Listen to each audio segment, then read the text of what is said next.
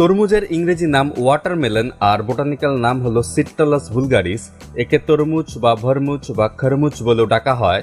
তো চলুন এখন আমরা প্রথমেই জানবো তরমুজের বিভিন্ন উপকারিতাগুলো, যেমন ওজন কমাতে সাহায্য করে। তরমুজের সবচেয়ে বড় উপকারিতা হলো এটি ওজন কমাতে দারুণভাবে সাহায্য করে, কারণ এতে জলের পরিমাণ খুব বেশি। এর ফলে বিপাক ক্রিয়া সঠিক থাকে ও শরীরকে নানা ধরনের টক্সিন ও ফ্যাট থেকে মুক্ত করে, যা ওজন কমাতে সাহায্য করে।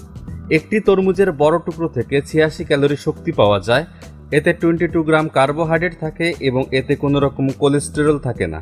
এটি আপনার শরীরের প্রতিদিনের ফাইবারের চাহিদা 5% মেটায়, যা শরীরের অতিরিক্ত ফ্যাট কমাতে সাহায্য করে।